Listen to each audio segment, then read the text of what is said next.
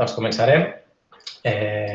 Moltíssimes gràcies i benvinguts a tots i totes a aquesta sisena sessió de les nostres trobades, les converses des de les humanitats digitals que organitzem des de l'ACTECAT i dedicada en aquest cas a la relació que existeix entre aquesta disciplina i les biblioteques. I tenia moltes ganes d'organitzar aquesta trobada, sobretot perquè quan parlem de la transformació de les humanitats amb l'arribada de la revolució digital, no podem obviar el rol d'aquests temples de coneixement que són les biblioteques. I si entenem les humanitats digitals com una disciplina que crea i utilitza eines digitals per potenciar aspectes de les humanitats com la recerca, la col·laboració, la conservació i visibilització del patrimoni digital i del patrimoni cultural, o la implicació ciutadana i l'accés lliure al coneixement, entre d'altres, crec que tots els que som aquí identifiquem aquestes tasques com feina que porta molt de temps fent el món bibliotecari.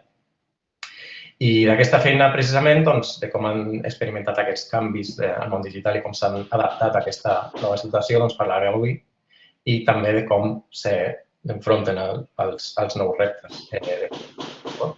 I m'agradaria, primer de tot, agrair a tots els ponents, però sobretot al Lluís Anglada, que va ser la primera persona de contacte i que al final va començar a trucar a altres companys i a dir, doncs, mira, farem una taula rodona i farem així una miqueta més.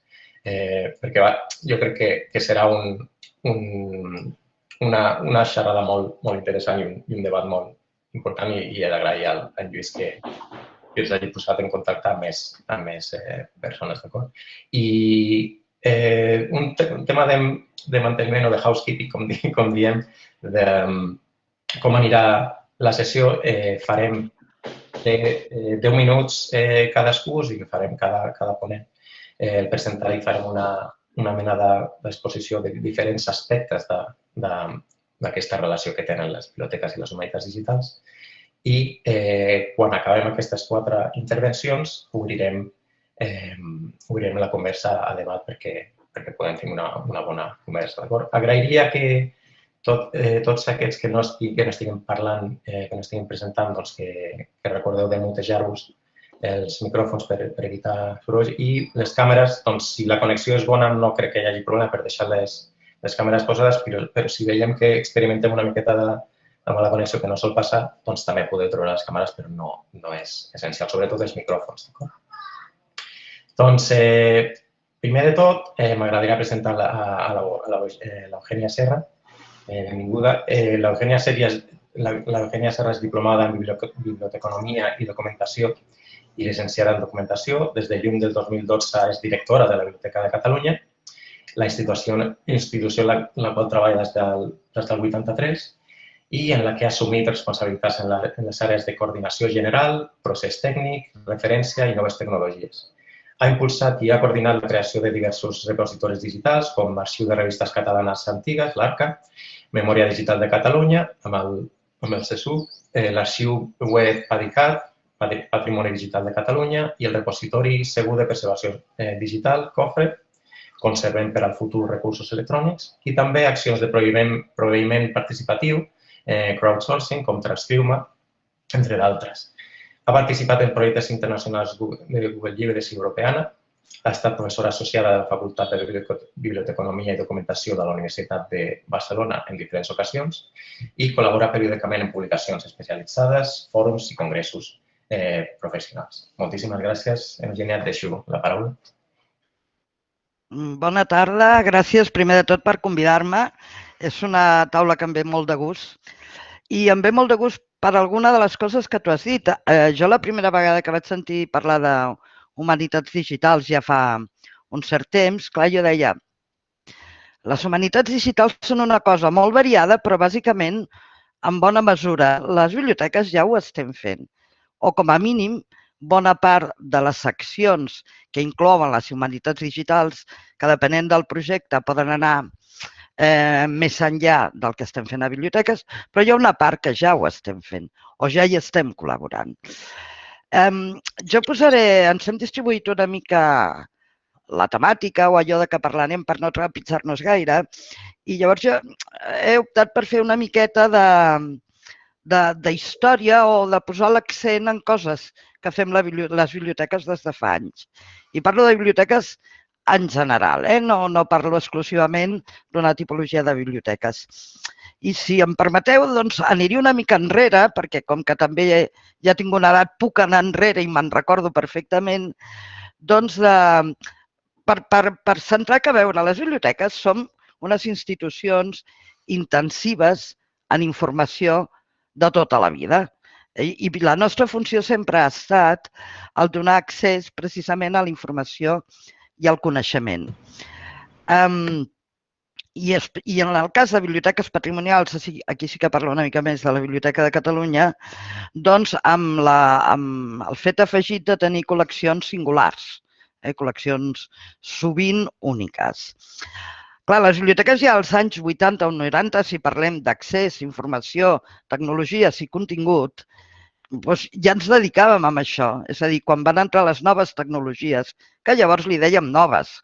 Afortunadament això ja va caure al cap d'un temps, però parlàvem de noves tecnologies, doncs immediatament es va veure que era un dels valors que podia aprofitar les biblioteques i les seves col·leccions. I per tant, què van fer? Doncs immediatament van començar a construir eines que després han sigut la base de moltes altres disciplines, fins i tot les humanitats digitals. El tema dels catàlegs col·lectius, una altra de les característiques de l'àmbit bibliotecari és una certa tendència natural i volguda a la col·laboració amb bases de dades, tot allò que ens feia falta perquè arribés a bon port, és a dir, perquè aquesta informació arribés als nostres usuaris de qualsevol tipus, tot el que era la manera de presentar la informació, de tractar-la, la categorització, el fet de generar eines normatives que ens servissin a tots. Per tant, hi havia sobretot també l'accessibilitat, la visibilitat, tot això ha sigut una de les, diríem, de les tasques habituals dels bibliotecaris, fins i tot en un model clàssic de biblioteca. Tot això, seré ràpida perquè 10 minuts passen de seguida, diríem que després va anar evolucionant, lògicament, cap a repositoris digitals. Tot això va anar evolucionant amb aquesta mateixa filosofia de donar accés al contingut, doncs va arribar la digitalització, que això va ser l'apoteosi, perquè ens permetia no ser només unes eines referencials que donéssim notícia d'allò que teníem, sinó de donar accés directe als continguts. I en el cas de biblioteques, que com deia abans teníem fons singulars o fons antics, això realment ens obria una finestra absolutament impensable anys enrere. I parlo de fons antics perquè si ens anem als fons moderns, s'obriria aquí una llauna sobre els drets d'autor per poder publicar, etc., que és objecte d'unes altres trobades, segur. Però en el nostre cas, com a mínim, sí que vam poder utilitzar-lo per tots aquests fons dels quals teníem drets d'explotació o que eren fons antics i ja eren domini públic. Tot això va anar evolucionant, o sigui, ja veieu que em toca fer una miqueta d'història fins ara, molt breument. Tot això va anar evolucionant i vam afegir el tema de l'OCR. L'OCR va ser un altre gran pas, sense el qual no es podria fer pràcticament res avui en dia d'accés als continguts. Aquest OCR, que ha anat millorant molt amb els anys, perquè certament els primers OCRs que ens permetien, per tant, el reconeixement del text dels documents impresos, bàsicament, i ens permetien, a més, cercar dins dels documents, doncs continuava sent amb aquesta filosofia de les biblioteques de donar accés als continguts a tothom. Aquí no he dit a propòsit OCR, llibres impresos o documents impresos, perquè tot i que hi ha ara, i ja fa uns anys, iniciatives pel reconeixement de manuscrits, això encara té un cost de desenvolupament important. És a dir, si tu vols fer el reconeixement de manuscrit d'un autor concret i crees la base de dades per reconèixer-lo, ho pots fer, però no hi ha una eina, que sí que hi ha per llibres impresos, per reconèixer qualsevol escriptura manuscrita fàcilment. Per tant, nosaltres a les biblioteques encara vam fer com un pas més i ens vam anar a fer allò que en diem de participació ciutadana, el tema del crowdsourcing. Ara estic posant exemples molt puntuals de coses que s'han fet a les biblioteques. El crowdsourcing, que el vam començar a fer en el cas de la Biblioteca de Catalunya, no va ser cap invent, vam copiar allò que estaven fent en altres llocs. Vull dir, quan una cosa funciona, doncs es tracta de posar-la en pràctica. I vam començar a fer aquest tipus d'iniciatives per transcriure, gràcies als usuaris que es connectaven en línia, els continguts també de fons manuscrits. Tot això després s'ho podia reutilitzar en els teus repositoris digitals, de manera que podies arribar a saber, i poso un exemple que jo l'he vist i és claríssim, amb una carta de Maragall què opinava sobre l'atemptat del Liceu, cosa que abans et costava molt més arribar-hi si no llegies tota la correspondència de Maragall. Fixeu-vos que us he posat un exemple d'humanitats. O sigui que realment tota la història de les biblioteques en els darrers anys ha anat molt lligada amb això que ara en diem humanitats digitals. No teníem un nom així que ens englobés i bona part d'aquestes iniciatives són d'aquest estil. Per tant, què passa amb unitats digitals i les biblioteques actualment? A veure, jo diria que depèn una mica del context. Si em permeteu, vull posar un exemple que no és de casa nostra, perquè a mi em sembla un exemple d'humanitats digitals en el qual està involucrada una biblioteca que és fantàstic, que és, potser ja el coneixeu, es diu Transcribe Bentham i és un projecte impulsat per la Universitat de Londres. És un projecte en el qual el senyor Jeremy Bentham va ser un filòsof i sociòleg de finals del segle XVIII i començaments del XIX que va escriure milers de manuscrits, milers. I llavors la Universitat de Londres volia fer les obres completes i ha anat publicant ja alguns volums, però l'any 2010, fixeu-vos que estic parlant, fa uns anys que ningú parlava d'humanitats digitals d'una manera generalitzada. Doncs van treure aquest projecte en el qual treballaven com molt transversalment dins de la Universitat de Londres, perquè treballava als serveis d'IT, de tecnologia, treballava la biblioteca, treballava el que ara es diu Centre d'Humanitats Digitals, que fa 5 anys no es deia així, i els de Digital Media Services. I tota aquesta gent el que van crear va ser una plataforma que, a més d'estar els resultats en el repositori de la universitat, ha creat que, a partir de la col·laboració dels usuaris, s'hagin transcrit fins ara més de 25.000 pàgines manuscrites d'aquest senyor. La finalitat de tot això, per això dic que m'agrada exemplificar-ho perquè realment entra molt bé en el camp de les humanitats digitals, la finalitat és fer la edició crítica completa de les seves obres. Per tant, aquí estan col·laborant especialistes de l'àmbit de les humanitats, de la sociologia, de la filosofia, més els bibliotecaris, més els especialistes en tecnologies de la informació, etc. Per tant, jo diria que aquest és un exemple de com transversalment i amb aquesta col·laboració que esmentava abans es pot arribar a fer uns projectes amb molta qualitat, no només amb bons resultats, sinó amb molta qualitat i amb un afegit que a mi m'agrada molt destacar, que és que totes aquelles iniciatives que inclouen els ciutadans d'una manera o d'una altra, el que generen també és un sentit de pertinença envers aquell patrimoni.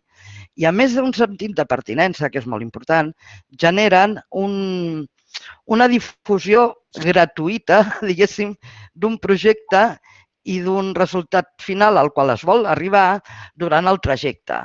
Per tant, té uns valors afegits importants fer-lo d'aquesta manera. Què ens passa una mica en l'actualitat? Jo no hi he entrat, però ja ho sabeu. A més, quan m'ha presentat el Pedro, sortien diferents projectes, l'ARCA, l'MDC, tot això que hem treballat, que són repositoris digitals que hem fet a casa nostra. En el cas de la Biblioteca de Catalunya, bàsicament què ens passa? Doncs què ens demanen de col·laboració? I ara exemplifico en el nostre cas. Ens continuen demanant continguts. És a dir, ens contacten de diferents tipus d'institucions per demanar continguts, però encara no ens visibilitzen com aquells especialistes que també podríem aportar altres coses, precisament en temes d'accés, visibilitat, categorització de la informació, etc. I això ho deixo aquí també pel debat que pugui sortir. Fent una mica d'autocrítica, també us diré que tampoc nosaltres ens hem promocionat en aquest sentit.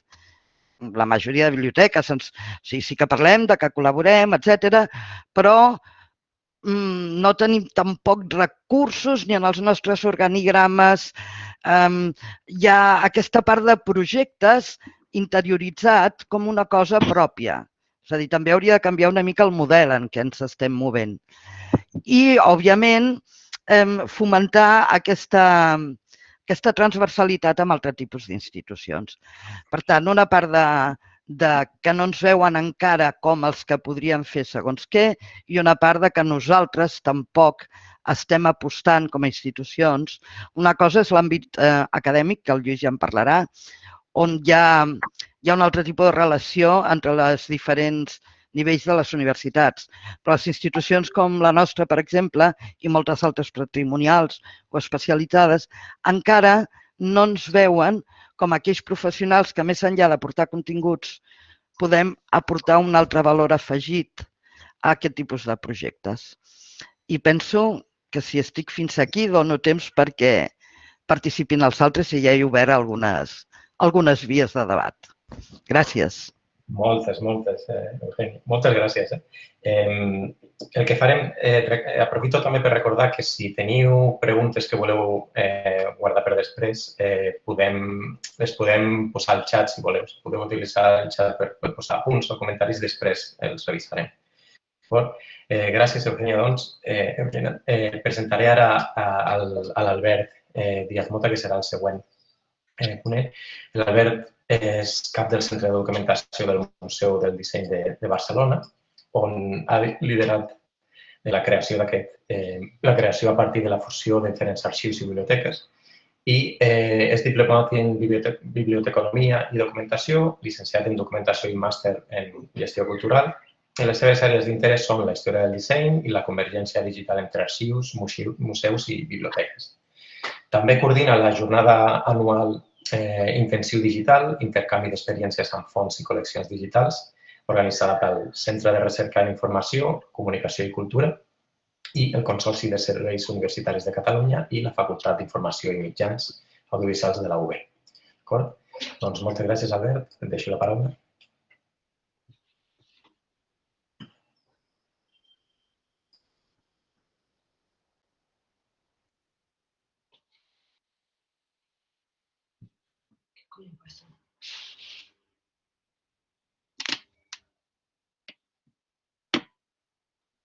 Molt bé. Doncs moltes gràcies, Pedro, per la teva presentació i gràcies també a tots els companys de l'Associació d'Humanitats Digitals Catalanes per pensar en aquesta jornada. Jo crec que, com ha dit una mica l'Eugènia, totes i tots ens sentim aquí molt còmodes perquè jo crec que tots segurament considerem que les humanitats digitals d'alguna manera formen i han format part de l'ADN de les biblioteques des de fa molts anys, conscient o inconscientment. En tot cas, jo no parlaré avui de passat. En aquest repartiment que ha comentat abans Eugeni Serra, doncs a mi m'ha tocat parlar de futur. Això té un avantatge i és que em puc equivocar i en tot cas ja m'ho direu d'aquí uns anys. Però bueno, comencem. En tot cas, el primer que m'he plantejat és quin serà el rol de les biblioteques durant els propers anys. I la primera inquietud, la primera reflexió que em va venir és que si realment les biblioteques volen tenir un rol destacat, un rol rellevant, doncs el primer que han d'aconseguir és tenir un espai propi en relació a les humanitats digitals, un espai reconeixible i d'utilitat. No? S'ha de pensar que tota una professió és tan forta com delimitat és el seu camp d'acció, no? I com reconeixible és el seu camp d'acció i el seu camp de competència. Jo crec que aquí les biblioteques tenen feina com a col·lectiu per decidir una mica quin és el rol que es vol jugar en el futur. En tot cas, el que tinc molt clar, i això crec que una mica també ho apuntava Eugènia, és que les col·leccions continuen sent el centre de tot i continuaran sent el centre de tot. De la qualitat de les col·leccions i de la qualitat de la feina que es faci amb elles, segurament dependrà tota la resta, projectes, productes i serveis. Sí. Ara, portem molts anys recol·lectant, portem molts anys incrementant contingut, incrementant documents, portem molts anys catalogant, descrivint, omplint repositoris d'objectes digitals. I jo crec que això és una feina que s'haurà de continuar fent, però que també haurem de transitar cap a un altre escenari de creació de continguts. I aquí em vull explicar, perquè en realitat no estic pensant en creació d'articles a la Viquipèdia o en creació de continguts per a un blog, no? Si en tot cas estic pensant en la creació de dades, no? O sigui, la creació de més dades a partir de les pròpies col·leccions de les biblioteques, de la creació també de documents digitals, incloent audiovisuals, models 3D o tot el que sigui necessari. Un altre escenari de canvi per mi també és aquest trànsit del que seria aquesta funció de proveïdors de serveis a demanda, una funció passiva, jo crec que és una cosa en la que en general també estem d'acord, no?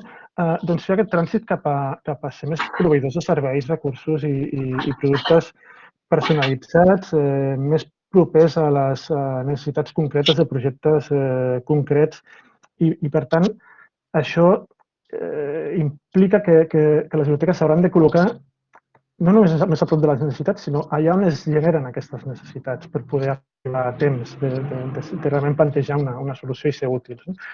I això implica també que hauran d'haver uns canals de comunicació cada cop més propers i més directes amb tots els agents que al final seran els qui acabaran utilitzant aquestes col·leccions digitals.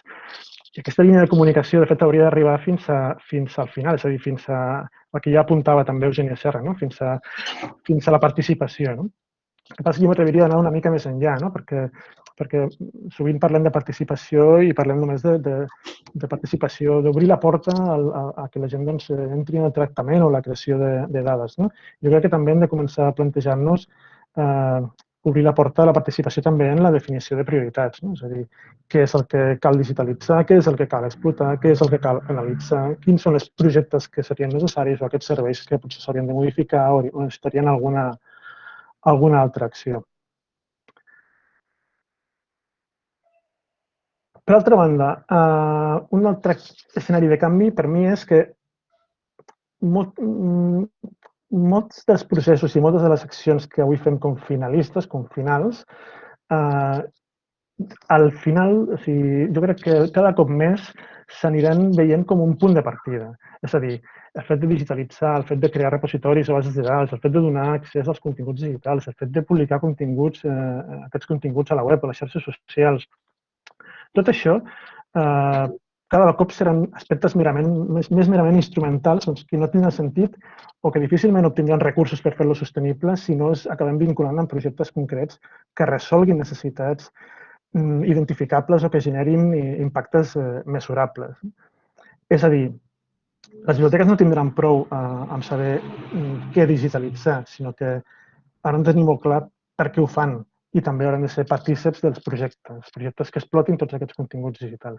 I aquesta seria per mi un altre nou escenari de futur, que és aquest increment de projectes d'explotació a partir dels continguts digitals de les biblioteques. I us preguntaríem, doncs, de quins projectes estem parlant? No? Jo no entraré en exemples perquè parlo de futur, però en tot cas sí que parlaria de tipologies. No? I en primer lloc, segons la seva gestió, és a dir, segons qui els fa, jo crec que des de la perspectiva de les biblioteques els projectes doncs, seran externs, és a dir, per una banda, és a dir, aquells projectes en els que no els exploten les biblioteques, és a dir, són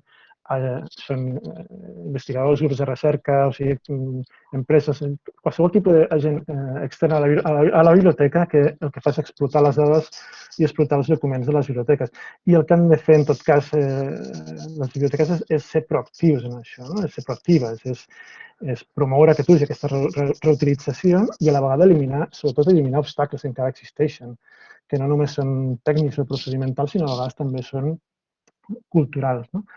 Una altra tipologia de projectes que jo crec que cada cop veurem més per necessitat, no? Són els projectes en col·laboració, no? Els projectes en els que les biblioteques acabaran participant. No? Superant alguns estadis, perquè de vegades parlem de col·laboració en coses que jo no tinc tan clar que ho siguin. No? És a dir, jo crec que hem de superar doncs, aquesta capa de la cooperació en la que compartim infraestructura o de coordinació en la que doncs, jo decideixo doncs, que la meva biblioteca arriba fins aquí i a partir d'aquí, o jo com a biblioteca arribo fins aquí i a partir d'aquí entra un altre agent. No?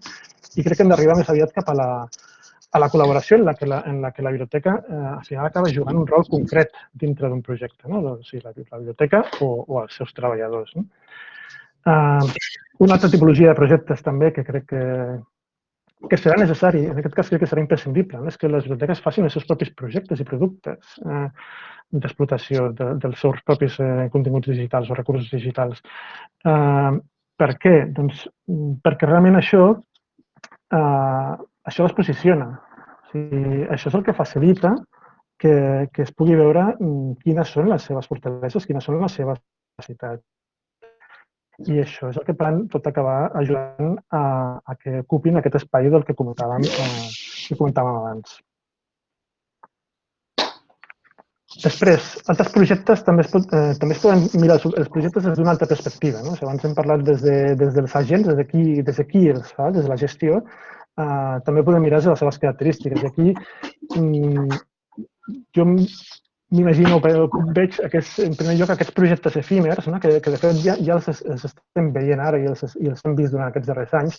Són projectes bàsicament de comunicació, de posicionament, de descoberta de fons, que bàsicament pretenem això, doncs, treure el cap i que es pugui veure quins són els actius de les biblioteques precisament per potenciar el seu ús. Però per mi és molt més interessant que es puguin anar gestionant o puguin anar generant projectes més aviat incrementals o acumulatius. És a dir, aquells en els que les biblioteques soles o en col·laboració creen nous datasets, creen noves plataformes, creen noves eines, etc., que el que fan és acabant millorant, acabant augmentant aquella col·lecció digital i fent-la, per tant, cada cop més completa i més útil.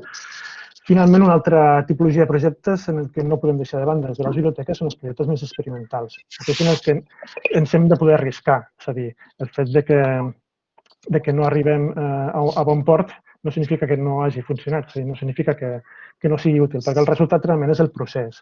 És tot allò que hem après, totes aquelles habilitats que hem après, aquelles tecnologies que hem provat o tècniques que hem provat o aquells agents amb els que hem col·laborat. I, per tant, doncs, hem afegit a la nostra xarxa.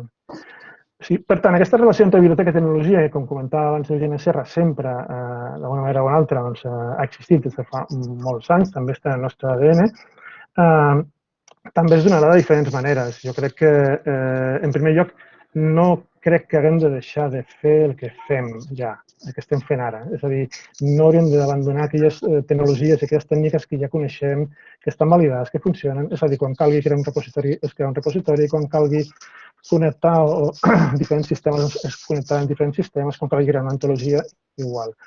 El que sí que crec és que hauran d'anar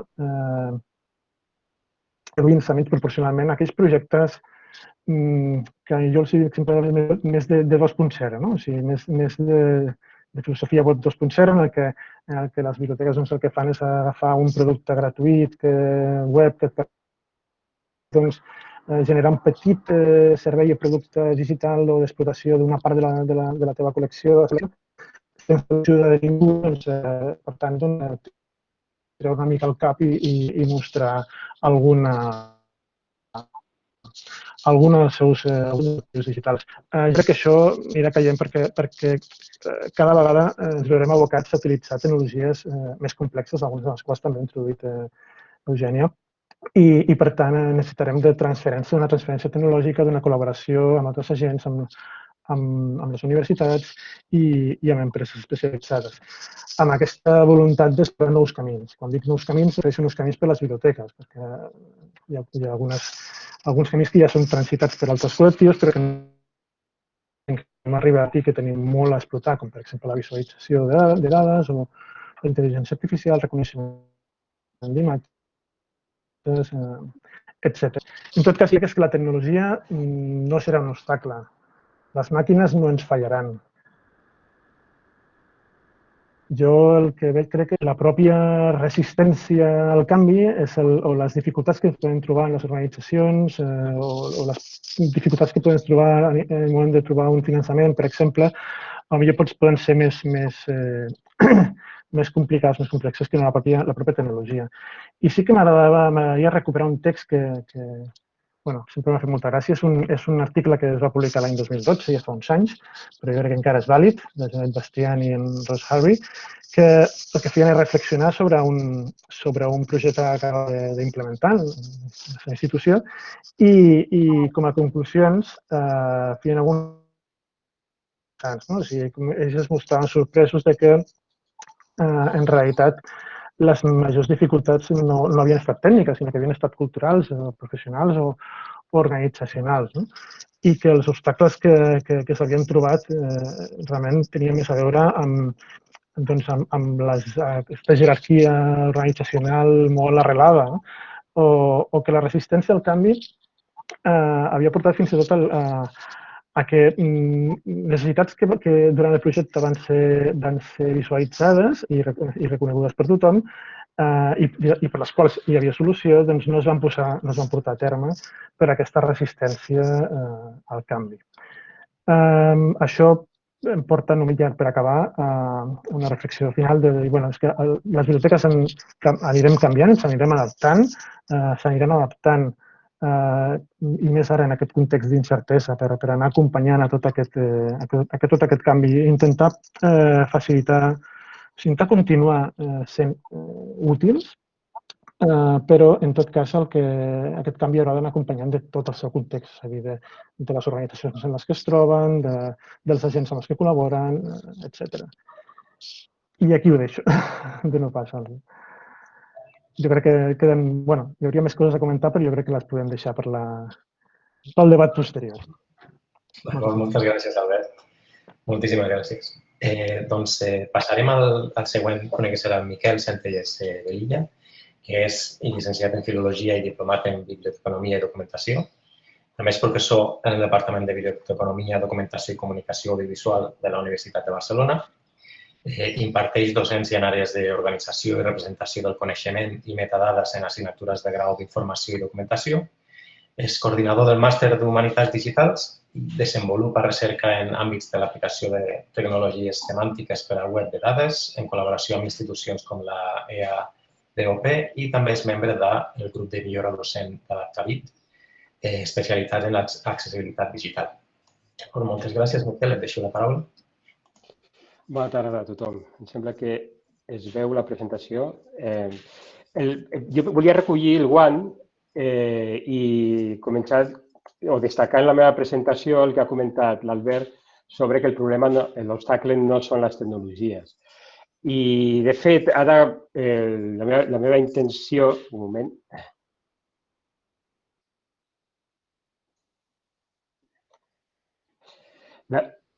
La meva intenció era veure una mica en perspectiva, però sobretot actualment, com els ensenyaments, els estudis universitaris en informació, documentació, etc., s'estan adaptant d'alguna manera, a la formació d'un professional d'humanitats digitals. Llavors, deia això que comentava l'Albert sobre que la tecnologia no és l'obstacle, perquè tot i que ho salvarem, actualment, en la transició que estem fent en la formació d'aquest professional, d'entrar sí que l'és. I llavors, un dels grans reptes és aconseguir superar aquest obstacle.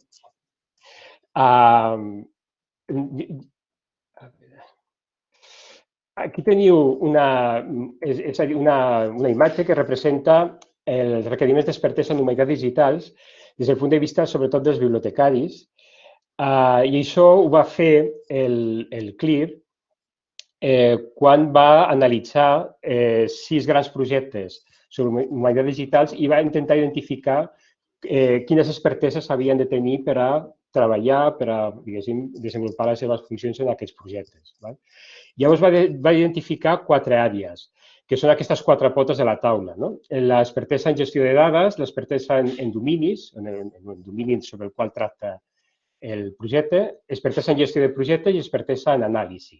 Des del punt de vista, per exemple, començant per l'expertesa en gestió de dades, aquí tenim grans tòpics o grans keywords com la curació de dades i metadades, neteja de dades i metadades, models, estructures i estàndards de dades i metadades, tot el que és la part més de tractament semàntic, intercanvi de dades i metadades i publicació, ús i explotació.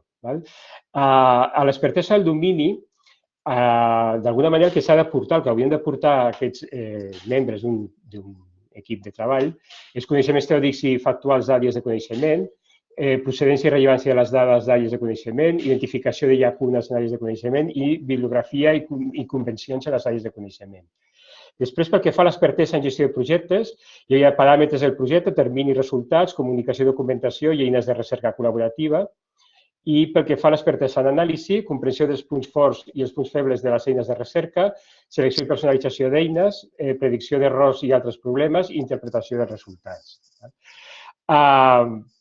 És a dir, això seria una mica realment la carta als Reis, no? I això, el que d'alguna manera destacaven és que ha d'existir un expert híbrid, és a dir, que d'alguna manera, evidentment, en qualsevol equip de treball, de recerca, hi ha especialistes en àrees específiques, però ha d'haver, d'alguna manera, un expert que sigui capaç de vincular i anudar aquests 4 dominis. Nosaltres, quan des de la facultat, en el cas concret de la Facultat d'Informació, Documentació i Comunicació Audiovisual, en l'any 2019 vam revisar, vam reformular el grau de gestió d'informació i documentació digital. Llavors, jo el que he fet és una mica una confrontació entre les competències que es van identificar en aquest ensenyament i les que l'expertesa en humanitats digitals, en projectes d'humanitats digitals, exigeixen. Pel que fa a expertesa en gestió de dades, amb el nou grau sí que va haver d'alguna manera un gran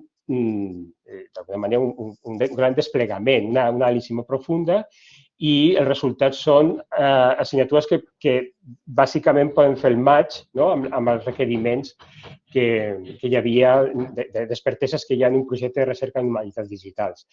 Hem posat el semàfor en groc perquè el que sí que és veritat és que el disseny d'aquestes assignatures està molt enfocat o continua enfocat per requeriments del currículum en informació, no tant en dades. I encara que moltes vegades es parla d'informació i dades de forma d'alguna manera com sinònims, és important destacar la diferència i destriar aquests dos conceptes. Entre altres coses perquè en el moment actual i últimament un informe sobre requeriments de catalogació en el context actual, es parlava de que actualment és molt important identificar entitats, és a dir, les entitats, representació de coses, idees, persones, llocs, etc., en el contingut dels documents. No tant, és a dir, el document com un tot en conjunt, sinó aquelles entitats que estan insertades dins del document.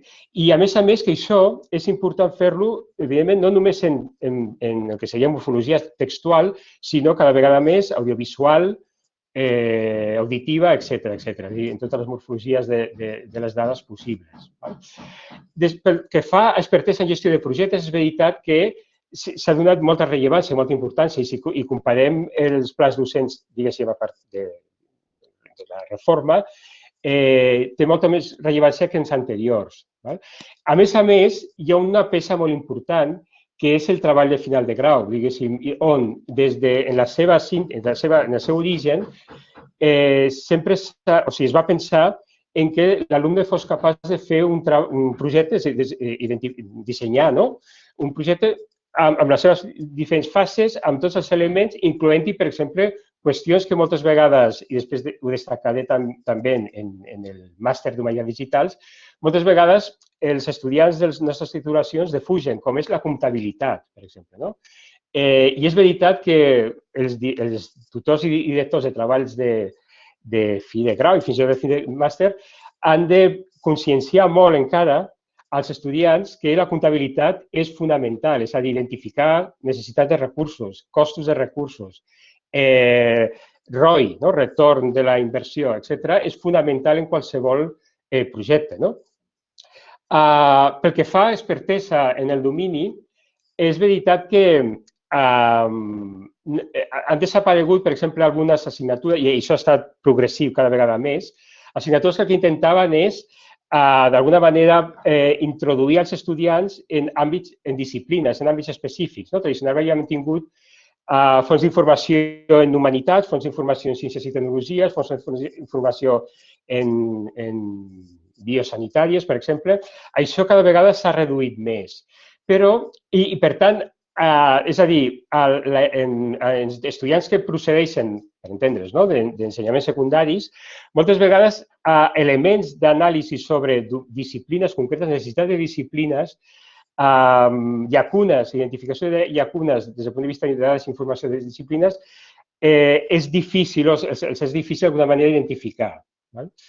I, finalment, l'àrea d'expertesa que realment potser està més, d'alguna manera, no sé si més sacrificada o s'ha postergat pensant en postgraus, en màsters, etc., és l'expertesa en anàlisi, o sigui, anàlisi de dades. Tot el que significa, evidentment, jo aquí he incorporat que sí que és veritat que el nou grau incorpora estadística aplicada i visualització d'informació, que són dues competències fonamentals en l'anàlisi. Però hi ha altres elements, i una mica lligada amb el que comentava l'Albert, hi ha altres elements de poder, d'alguna manera, preveure l'explotació. És a dir, no només la recopilació, la curació de dades, etc., sinó possibilitats, opcions d'explotació. I això jo després ho destacaré o ampliaré una mica més quan parli del màster d'Humanitats Digitals. En el màster d'Humanitats Digitals, que també es va iniciar el 2019, d'entrada, el perfil d'estudiants que ingressen és molt diferent. És a dir, és un màster i, per tant, el seu públic objectiu són estudiants de disciplines d'humanitats. Això significa que, des del punt de vista de l'expertesa en el domini, ens la creiem. És a dir, que són estudiants que han fet un grau en història, han fet un grau en geografia, han fet un grau en antropologia, han fet un grau en filosofia, etc.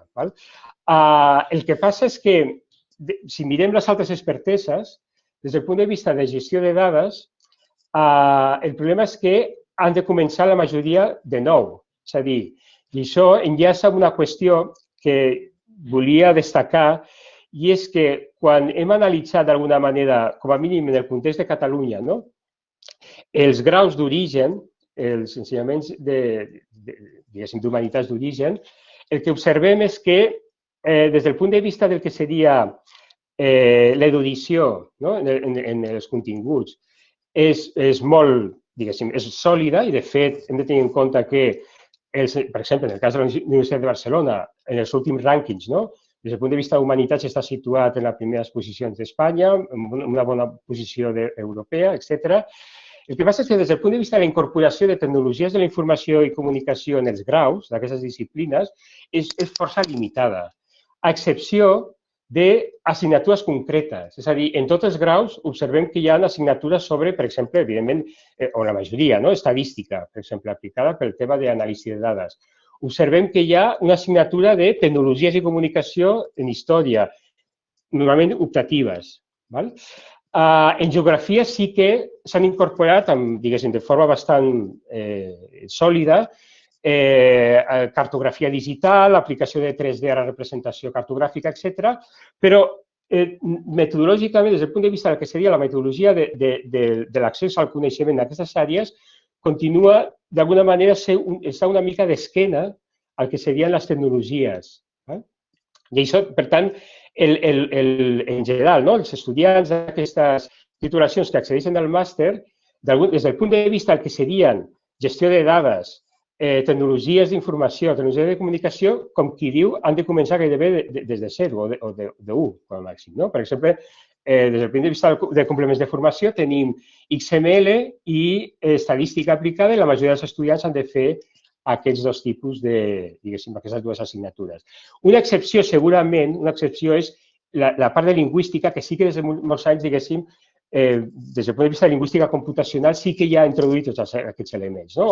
I, per exemple, tot el que és la lingüística de corpus i, per tant, la creació de corpus per a l'extracció de dades, l'extracció d'informació, etc., sí que està, en la majoria dels casos, està bastant consolidada, però és una àrea concreta, és una àrea específica. Per tant, què ha passat en el disseny del màster? Que hem hagut de crear dues grans assignatures, una de treball amb dades, que és tota la part de bases de dades, per tant, se suposa que els estudiants que no venen d'informació i documentació, o sigui, que venen de disciplines d'humanitats, han de començar des de 0 a conèixer què són bases de dades, com es creen, etc. Evidentment, tant si són bases de dades, diguéssim, de model relacional, com si són NoSQL, bases de dades de graf, que han tingut molt d'èxit i molt d'impacte en humanitats digitals, per exemple, en projectes d'humanitats digitals, però en tot cas, diguéssim, hem de començar gairebé des de 0. Pel que fa a expertesa en gestió de projectes, tenim el mateix que comentava abans, és a dir, el treball de fi de grau, perdó, de màster, aquí m'he equivocat, és molt important i té els mateixos condicionants, és a dir, els estudiants han de simular, si no elaborar en un context real un projecte amb tots els seus components, des de l'anàlisi de l'entorn fins a la comptabilització, la comptabilitat. I després tenim temes específics de gestió de projectes en àrees concretes, per exemple, creació de productes i serveis en l'àmbit de les comunitats digitals, models 3D i creació d'entorns virtuals, creació de portals web, i en tots aquests casos hi ha components del que seria tècniques, mètodes, etc., de gestió de projectes. En la part d'expertesa en el domini hi ha aquesta qüestió que us he comentat, és a dir, que molts estudiants procedeixen de disciplines, de les humanitats, i, per tant, en molts casos tenen un coneixement bastant sòlid de l'àrea, diguéssim, específica en la que han estudiat. El que he posat aquí en taronja perquè no arribem als nivells requerits és el que seria expertesa en l'anàlisi de dades.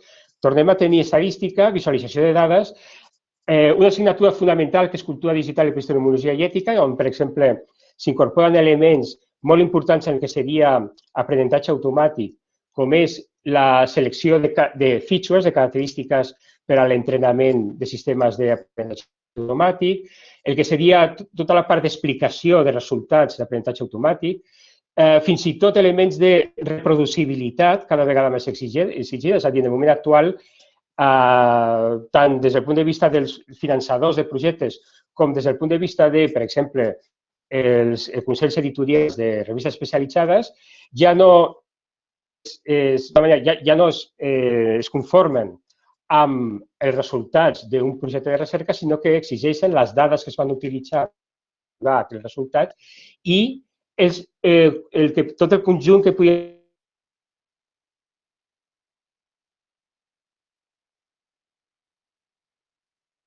software, en tot això ho exigeixen i tot això s'ha de documentar, s'ha de preservar, per tant, això és un altre element que està transformant l'àrea de preservació digital. Per exemple, cada vegada la preservació digital no se centra únicament en dades, sinó i fonamentalment en resultats de l'aplicació de dades amb artefactes computacionals, etc. Per tant, és veritat que tot el que seria l'expertesa en anàlisi, a no ser que l'estudiant assumeixi el compromís de realitzar un treball de fi de màster que incorpori aquests elements, és a dir, estem en una situació limitada des del punt de vista de la seva formació.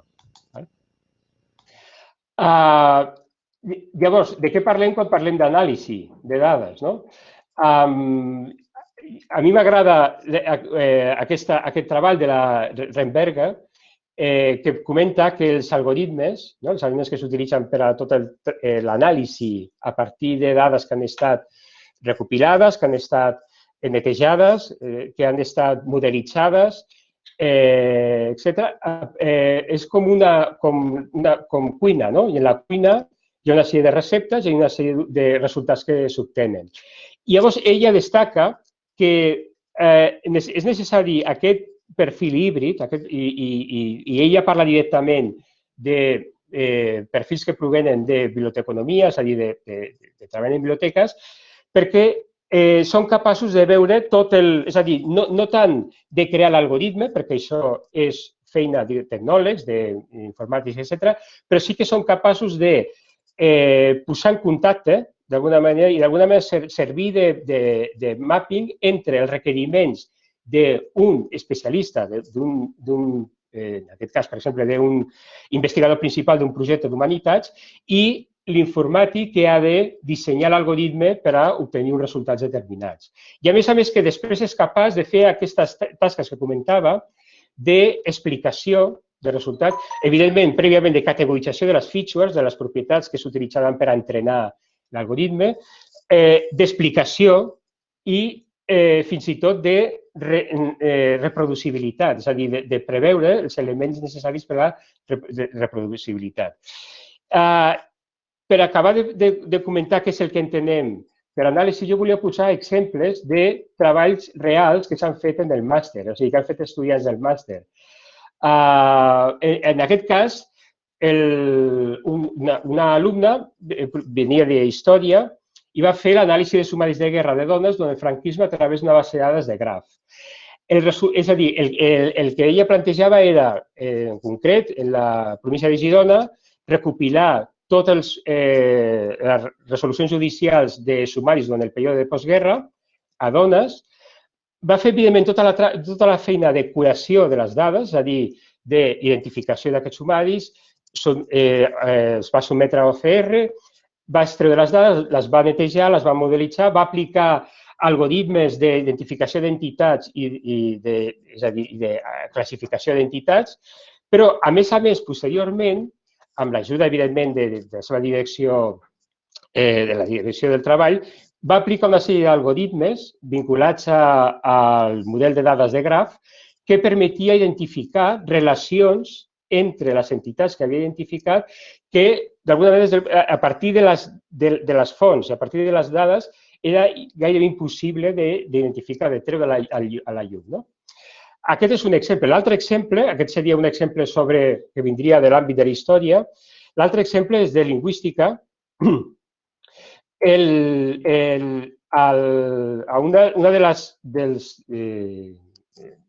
dels grups de recerca que col·labora amb el màster, Estel,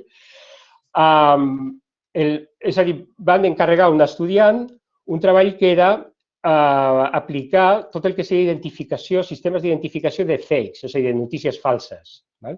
Llavors, en aquest cas, es va crear un corpus de textos, va fer tot un sistema de marcatge semiautomàtic d'aquestes notícies i a partir d'aquí va entrenar el sistema i a partir és possible, és el sistema que es diu FN neutral, és capaç d'aplicar, diguéssim, els resultats d'aquesta anàlisi a noves notícies i dona un llindar d'identificació de la falsedat o la veracitat d'aquestes notícies.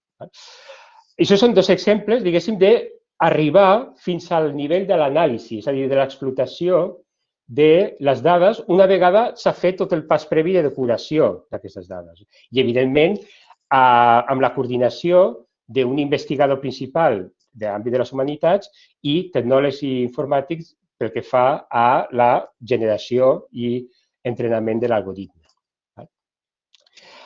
Això que comentava abans sobre si les tecnologies són un obstacle, a partir dels cursos que portem amb el màster de Humanitats Digitals, des del punt de vista de les actituds i valors, hem pogut veure que hi ha unes actituds i valors molt destacables. Sensibilitat pel patrimoni passat i present, orientació al client i usuari, bona comunicació amb altres especialistes, o sigui, amb especialistes, diguéssim, de disciplines, inclosos els informàtics i tecnòlegs. Molt interessant, per exemple, per no allargar-me, tot el tipus de relació que van mantenir aquests estudiants quan feien els seus treballs amb informàtics que els ajudaven, els assistien en la configuració, l'explotació de les eines informàtiques que van utilitzar. I des del punt de vista no tan positiu, el que considerem que és un repte molt gran, perquè fa actituds i valors, és poc interès per la comptabilitat, poc interès per la quantificació del coneixement i, en general, per les matemàtiques, i poc interès per la lògica de la programació. Jo no diria tant en la programació informàtica, és a dir, nosaltres no pretenem que un estudiant sàpiga programar Python, que seria una mica el llenguatge més adient, o segurament més adient per als tipus de projectes d'humanitats digitals, però sí la lògica de la programació. O sigui, què es necessita? Per exemple, si es necessita una iteració per a identificar entitats, per exemple. És a dir, hi ha elements que signifiquen poder encarregar a un informàtic que sí que serà el que programarà. Finalment, el que sí que tenim molta, diguéssim, molta confiança i molta esperança, perquè tenim marge de maniobra. I això ho volia il·lustrar amb un exemple. OpenRefine és una de les eines més utilitzades, amb més èxit, des del punt de vista de tot el que seria la neteja, la curació de dades, i fins i tot vinculada a Big Data. És una eina que ens permet recollir dades, netejar-les, és a dir, fer tota una sèrie de rutines de neteja per identificar formes que no estan correctes, agrupar-les, etc. En l'última sondeig que es va fer, l'última survey que es va fer d'usuaris, fixeu-vos que els bibliotecaris són l'usuari, amb molta diferència, que més utilitzen aquesta eina. És a dir, i a més ha anat en creixement. Des del 2014 fins al 2020, diguéssim, ha anat creixent la dedicació. Per tant, és una eina que en el moment actual no va néixer vinculada al que seria la ciència de les dades, en general, i actualment podem dir que té una impronta pel que fa als interessos, a les necessitats del col·lectiu bibliotecari molt gran. És una eina que no va néixer per a biblioteques, però que els bibliotecaris l'han fet seva. I amb això, i esperant preguntes, comentaris i una mica tota la discussió que es pugui crear, us dono moltes gràcies. Moltes gràcies, Miquel. Doncs donarem passar allà al Lluís Anglada, d'acord? Moltes gràcies primer de tot per, com comentava abans, la idea magistral de reunir-los tots aquí va ser d'en Lluís. I en Lluís és llicenciat en Filosofia Lògica i diplomat en Biblioteconomia. Ha estat bibliotecari a diferents biblioteques, professor a l'Escola de Biblioteconomia, director de biblioteques a la UPC i director també del Consorci de Biblioteques Universitàries de Catalunya. I actualment dirigeix l'àrea de ciència oberta del Consorci de Serveis Universitaris de Catalunya. I també ha format part de diversos comitès de biblioteques a nivell català, espanyol i internacional. I et deixaré la paraula i moltes gràcies de nou.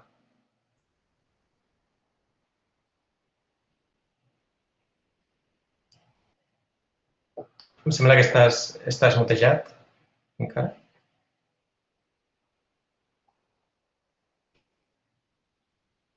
No t'escoltem.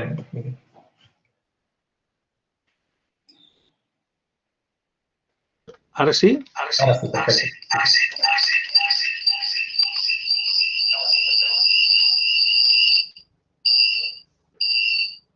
Lluís, tens el mòbil i... Espero que ara em sentiu bé s'acopla el so. i no amb doble soroll. Digue'm un moment si esteu veient la pantalla. Sí, la veiem.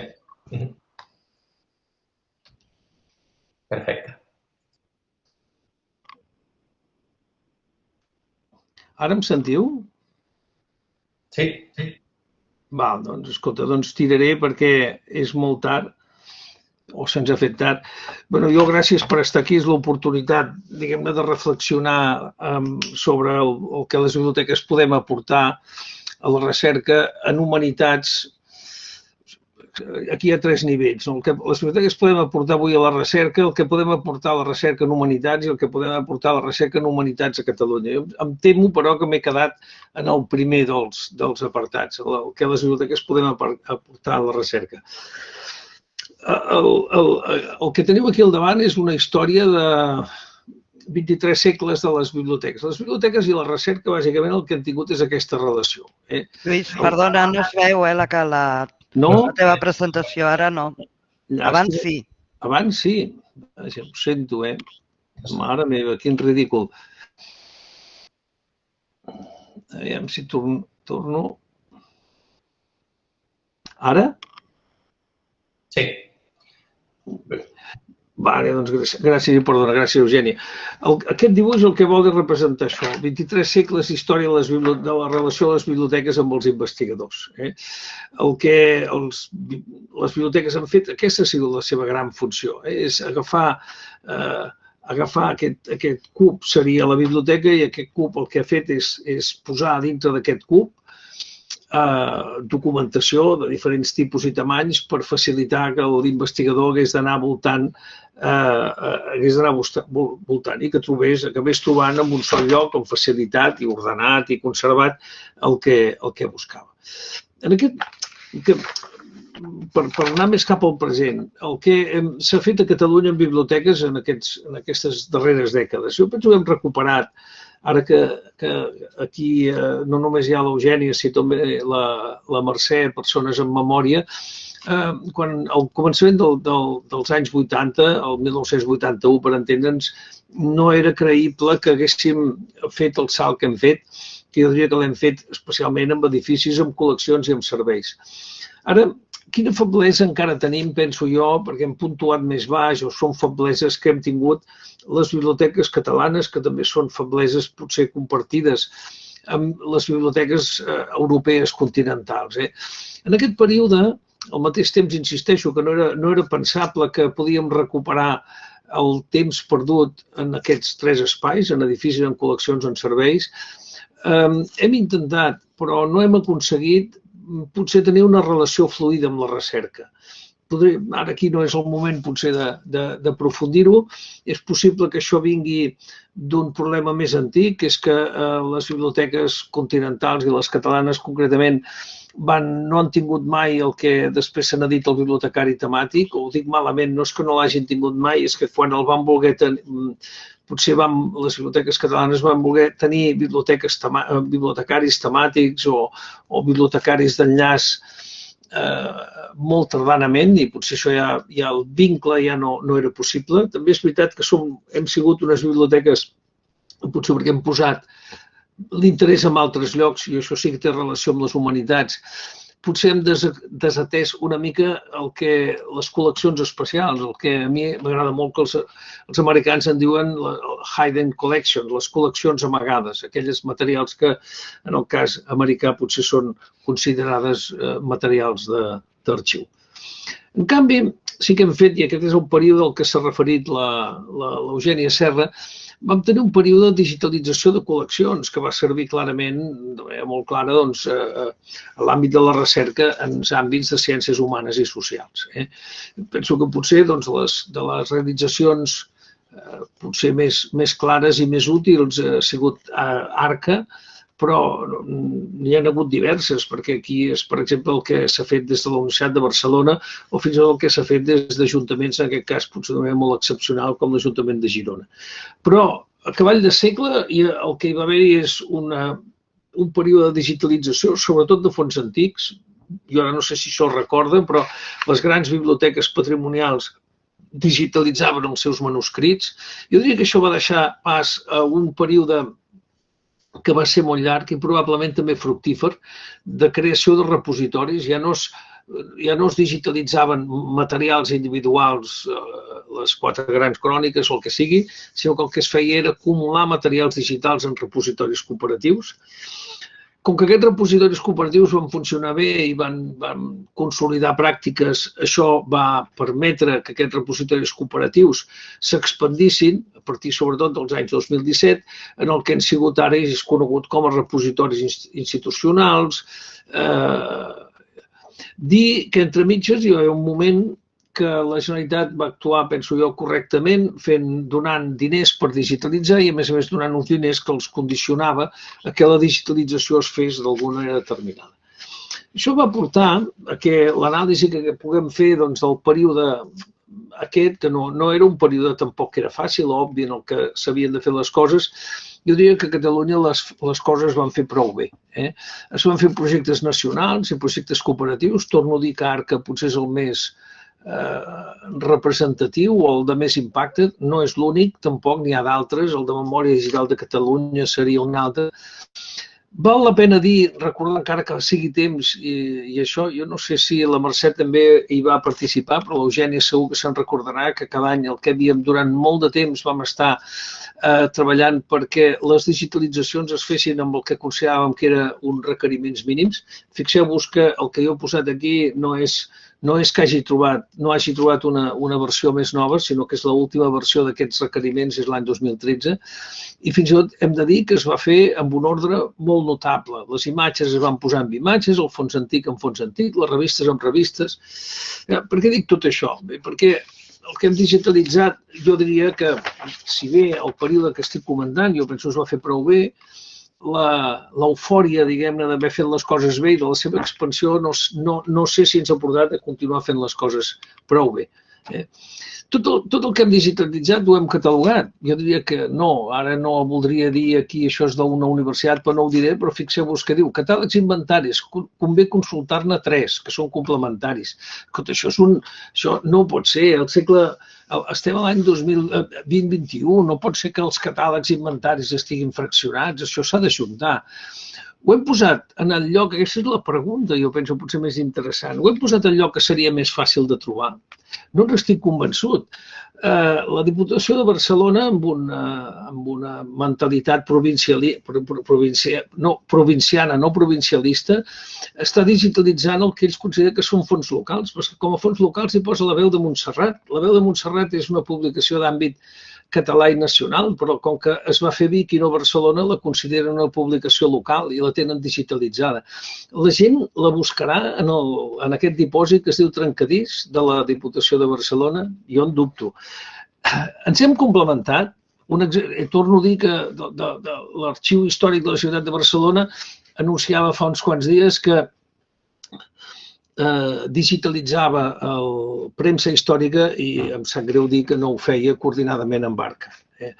Per tant, jo diria que no tot el que hem fet ho hem fet bé. Aprofito per dir que al final l'Eugènia no ho ha dit, però després que em parli de que això és probable que alguns d'aquests defectes quedin solucionats aviat, perquè la Biblioteca de Catalunya està en curs de posar en funcionament un agregador de continguts, però jo penso les 3 preguntes que hi ha aquí i aquesta anàlisi de les coses fetes hem de continuar-les tenint. Si el que hem fet ho hem fet bé, ho hem fet correctament, hem posat les coses allà on tocava i si hem fet els serveis que calien. La situació d'avui és, respecte a aquests 23 segles, que jo comentava, radicalment diferent. Avui, arxius, biblioteques i museus, units amb un esperit, diguem-ne, bàsicament de servei al mateix, estan canviant o han de canviar la seva manera de treballar. I si durant molt de temps, durant 23 segles han tingut una funció, no diré pas que sigui ni fàcil ni difícil, una funció, que és la d'acumular informació dintre d'un lloc per afavorir que l'investigador trobés les coses. En aquests moments, el gran canvi que s'ha de fer a aquests centres és un canvi conceptual i és deixar de pensar que la nostra funció és portar materials de fora a dintre per pensar que la nostra funció és facilitar que els materials que tenim a dintre surtin cap a fora. I la pregunta és, les preguntes per les que m'agradaria tenir més resposta, però en tot cas és fins on jo vaig arribar en aquesta preparació de xerrada i una mica de preparació del diàleg.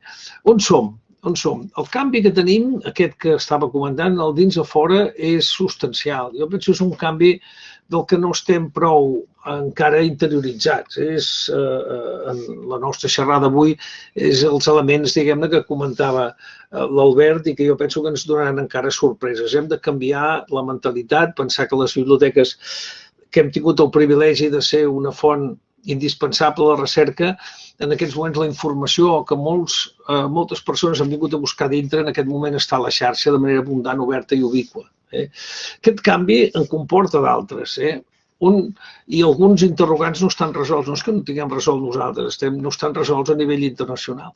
No està molt clar avui a nivell internacional on es produeix la descoberta, on es troben les coses. Hem de saber-ho, per això és important, i torno a insistir en el tema de l'agregador que la Biblioteca de Catalunya posarà en funcionament ràpid. És important pensar que la pregunta avui no és on es guarden les coses, sinó on aquestes coses es troben. La segona és qui és l'usuari. No vull allargar-me aquí, però l'usuari, em llegia avui una anàlisi, un article sobre les revistes finlandeses escrites en finlandès i analitzaven els usuaris. Hi ha usuaris que no són científics i en canvi han estat menys tinguts per la ciència. Per tant, hi ha usuaris més enllà, per dir-ho així, dels usuaris professionals, però sobretot els grans usuaris de les coses que nosaltres digitalitzem han de ser i seran les màquines. Les màquines seran les que llegiran les màquines més que les persones i, per tant, hem de preparar els documents perquè les màquines llegeixin. I el tercer potser element de canvi, el que ens hem de mentalitzar, és que els documents no han d'estar només preparats per la seva usabilitat, sinó per la seva reusabilitat, perquè puguin ser integrats no com a productes finals, sinó com a productes integrables amb altres llocs. Les biblioteques, i també amb això els arxius i els museus, si és que podem parlar en nom seu, estem preparats per fer aquest canvi, els que estàvem comentant, per fer servir a la recerca, en aquest cas amb humanitats, i no només. Jo em faig 3 preguntes que més aviat tenen, avanço, respostes negatives. Les biblioteques, a banda de que fa temps que no tenim diners per digitalitzar, aquest és un problema, perquè quan hi havia hagut s'havia fet, ja ho he comentat, i s'havia fet prou bé, però sabem que cal digitalitzar, sabem quins documents, quines prioritats, amb quins criteris. Aquí és on jo penso que una unió, una comunió entre investigadors i bibliotecaris i arxivers seria positiu. No sabem si avui s'està digitalitzant i amb les prioritats que es fa. Bàsicament la digitalització, com he comentat, està sent una iniciativa bàsicament institucional. La segona, i potser molt important, sabem com fer-ho. O sigui, en el seu moment, que va ser fa 15 anys, ens vam preocupar dels estàndards. Ens vam preocupar d'estàndards en un moment en què la tecnologia era la que era. Però avui, perquè les màquines puguin treballar soles a partir dels algoritmes que ens faran els professionals, aquestes digitalitzacions han de tenir etiquetatges determinats que no estic convençut que des de les biblioteques sapiguem quins són i menys encara que els estiguem posant. I la tercera és que hauríem de tenir clar també on s'han de posar totes aquestes col·leccions, perquè aquesta eufòria digitalitzadora des d'un punt de vista local ha tingut com a efecte beneficiós sens dubte, el que ha fomentat que s'hagin digitalitzat coses. Però no sempre aquestes coses, tal com comentava abans, estan en el lloc que fa que siguin més fàcils trobar-ho i en aquest sentit potser hauríem de veure si la creació d'agregadors o de portals o d'eines o de reforçament de les eines conjuntes i cooperatives supleixen aquesta debilitat. I amb això acabo la meva intervenció esperant que no penso tampoc, ocupat massa espai. Moltíssimes gràcies, Lluís. Perfecte, el temps. Doncs moltes gràcies a tots 4 per aquestes intervencions. I ara el que farem serà obrir per preguntes. Si podem fer d'aquesta manera, si voleu Hi ha com unes emoticones al xat que hi ha per aixecar la mà o preneu la paraula directament i ho fem per torns. Tenim preguntes o comentaris o... Si em permets, Clar Pedro. que sí. A veure, jo en primer de tot volia felicitar-vos per aquesta sessió del dia d'avui. Ha estat una sessió, els que estem en el món de la gestió pura i dura, doncs de tant en tant, escoltar-vos des d'un punt de vista més teòric també ens ajuda a reflexionar. Però ara, si us sembla, jo donaré una visió totalment diferent a la que heu estat exposant aquí en el dia d'avui. Pels que no em coneixeu, jo treballo a la Universitat Pompeu Fabra, coordino l'àrea que estan convergides tant la biblioteca com el servei d'informàtica i tenim com a projecte estratègic pels propers anys és la creació d'un centre de recerca en humanitats digitals, en el qual és un projecte liderat pel Departament d'Humanitats i que es fa conjuntament amb tota l'àrea aquesta de biblioteca i informàtica, en el qual la part operativa, el braç armat, seria el laboratori de les humanitats digitals. El que pretenem és que hi hagi un centre de recerca que el seu, nucli, inicial siguin el Departament d'Humanitats, però que pretén ser un projecte transversal per tota la universitat i que s'hi sumin tots els altres recercaires amb els diferents àmbits de la universitat, des del Departament de Tecnologia fins al de traducció i interpretació, etc. És a dir, no és un projecte tancat en el propi, estudis d'humanitats, sinó que pretén ser un motor de canvi transversal per tota la universitat. Aleshores, el que nosaltres estem, treballant és en un projecte molt interdisciplinari des de tots els punts de vista, des de les disciplines fins i tot amb les persones que faran recerca en aquests àmbits, en el qual hi haurà uns recercadors molt potents que segurament ens ajudaran a obtenir recursos d'Europa. Sabem que a Europa hi ha molts recursos per a les humanitats digitals i, per tant, la nostra intenció és presentar propostes a Europa per aconseguir recursos per poder fer un centre al màxim, de potent possible. Però, a més, quan pensem, i ara estic pensant amb el Miquel Centelles, que ens uneix una llarga amistat de fa molt temps, no, Miquel? El que pretenem és que no hi hagi un únic perfil, en el qual el que volem és que en aquest laboratori d'humanitats digitals puguin prestar servei no només als bibliotecaris temàtics, que nosaltres sí que en tenim, de bibliotecaris temàtics de l'any 96, amb la nostra humil aportació en aquest àmbit, però que hem intentat anar especialitzant els bibliotecaris en els diferents àmbits de coneixement de la nostra universitat i que puguin treballar els bibliotecaris, els informàtics, diferents perfils que tenim a la pròpia universitat prestant aquests serveis en els recercadors que puguin treballar en aquest àmbit. O sigui que és expressar-vos la voluntat de la nostra universitat en crear en aquest nou mandat que tot just acabem d'encetar. Aquest divendres passat va prendre possessió el nou rector, l'Oriol Amat, i el seu equip, i en el seu programa electoral ja figura també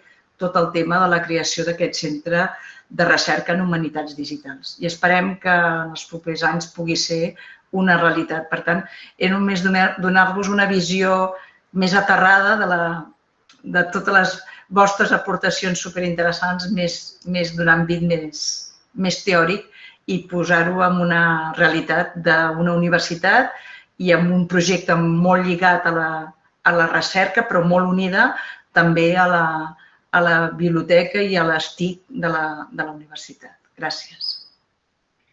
Gràcies a tu, Mercè. Això jo crec que connecta molt amb un dels temes que han parlat i permeteu que parli un momentet, l'Albert que comentava abans de la necessitat d'un espai propi on on sorgeix aquesta connexió entre les humanitats digitals i el món de les biblioteques. Tu penses que penseu que és un espai físic, que fa falta, com en aquest cas un laboratori d'humanitats? El nostre cas és un espai físic i virtual. Ho estem dissenyant com un espai físic i virtual. El físic, la nostra intenció és posar-lo en la fase no primera, sinó segona, en l'emblemàtic dipòsit de les aigües, en l'espai, diríem, físic primer, a lo que és la biblioteca del campus de la Ciutadella, però evidentment que alhora que és un espai físic és un espai virtual. No, però comentava si creieu en general, i obro la pregunta a tothom, que faci falta no un departament en si, sinó un espai físic com un laboratori, la idea d'un laboratori d'humanitats digitals, perquè aquest és un debat que s'ha tingut molt, no? És realment l'espai i clar, el que va darrere l'espai, no? Tot el que és el tema de demanar diners, demanar ajuts i tot això fa falta Pedro, potser no m'hi he explicat bé. El laboratori forma part de la biblioteca, vull dir, estaran a l'espai de biblioteca. No és un espai separat, Jo el que comento és la pregunta relacionada perquè és un debat que s'ha tingut molt a les humanitats digitals. Hi havia partidaris del laboratori d'humanitats digitals, no? I partidaris de no, el que cal és un programa universitari fort o una implicació. I és per obrir la pregunta. És que no és un no, és un i. I em sembla que l'Eugènia havia aixecat la mà. Sí, a veure, jo crec que hi ha diferents entorns.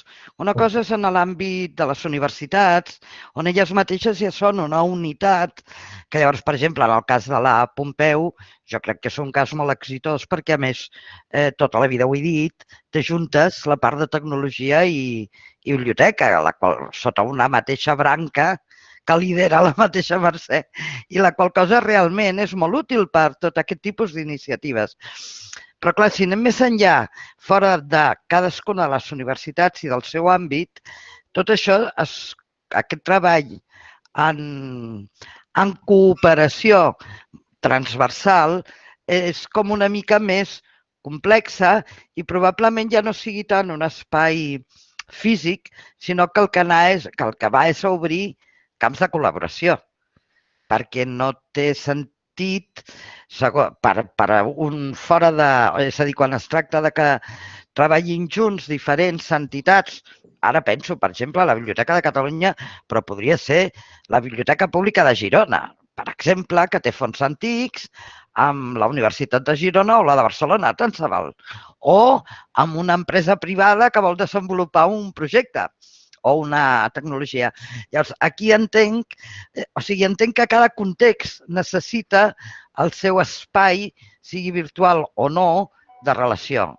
I això és el que, diríem, haurem d'ajustar en el futur. Simplement només vull apuntar una cosa, perquè el Lluís, al llarg de la seva presentació, ha parlat 2 vegades o 3 d'un agregador i m'ha fet referència. Només és per dir-vos que, efectivament, jo porto com 10 anys volent fer un agregador a nivell de Catalunya que actuï com una europeana catalana i aquest any això serà una realitat i encara no ho hem anunciat perquè ha de sortir el concurs públic, etc. Però aquest és l'agregador que té voluntat realment de ser un punt de trobada a les col·leccions digitals a Catalunya, però d'això ja en parlarem en el futur quan ja estigui més avançat. Però serà aquest any, això sí que ho puc avançar, per referència. Un primici. Més comentaris? Gràcies. Miquel, sisplau. Jo, aprofitant el que ha explicat la Mercè, què tal? Volia fer una pregunta sobre aquest projecte. Des del punt de vista del que seria, és a dir, els ensenyaments d'humanitats, recerca en humanitats, quina és d'alguna manera la implicació? O sigui,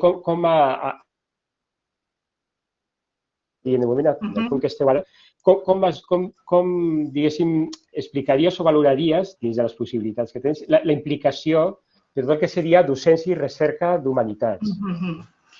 En aquests moments és el gran debat que tenen el Departament d'Humanitats. És veure realment quin grau d'implicació serà. Si és a través d'unes assignatures en el grau o volen tenir un màster específic. És a dir, hi ha un debat obert dintre del Departament d'Humanitats que encara no està definit i, per tant, nosaltres el que estem és en contacte, o sigui, el departament, el cap de departament ens ha posat a 2 interlocutors, bueno, 3, en realitat ara ja són 3, 2 que són professors internacionals, no sé si el coneixes, el Marco Madela, que és un arqueòleg i que utilitza des de fa molt temps tot el tema com a tal, el que se'n diu humanitats digitals.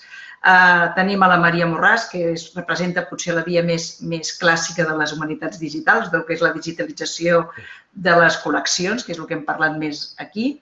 I després en tenim un altre que ve també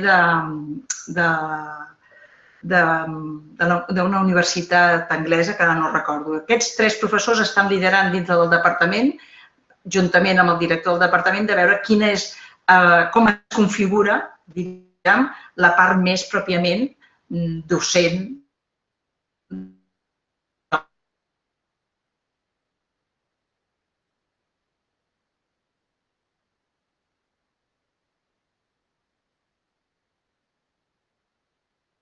La part, diríem, del departament, de la part més del que vol ser la docència i la recerca, però que amb aquesta voluntat que he comentat abans, transversal, que vol que vagi en una línia transversal per tota la universitat, però que tenen molt clar que, diríem, l'àmbit de suport de tot aquest gran projecte transversal és biblioteca informàtica. I això és el que dona aquesta, diríem, unitat de força d'aquest projecte. Que des de l'inici no és que estiguem picant a la porta de sisplau, deixeu-nos entrar, sinó que des de l'inici s'està configurant com un agent més del projecte la biblioteca informàtica amb el departament que liderarà després aquesta transversalitat.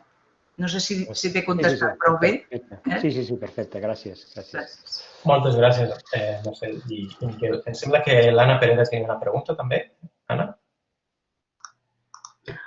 Sí, per reprendre el tema de l'agregador, perquè crec que és una notícia, és una molt bona notícia i un tema molt interessant, i tenint en compte aquesta dispersió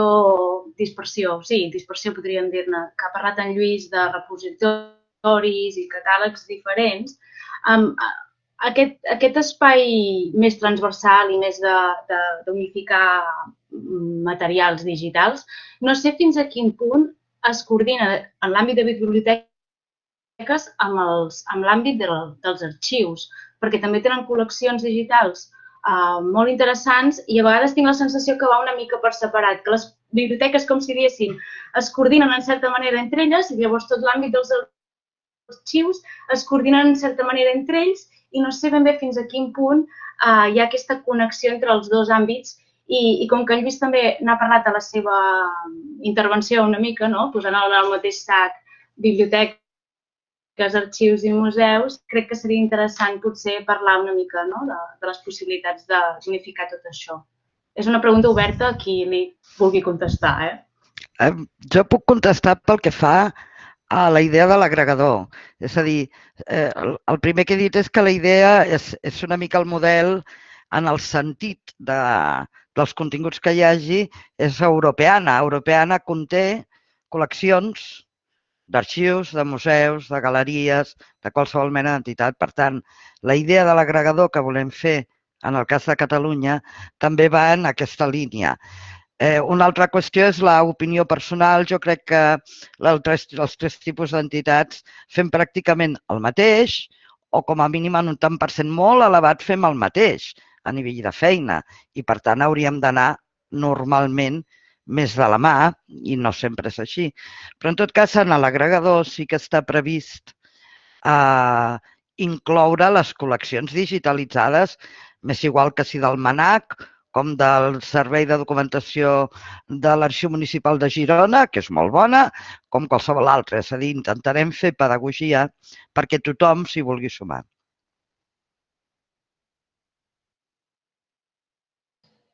Albert, sisplau.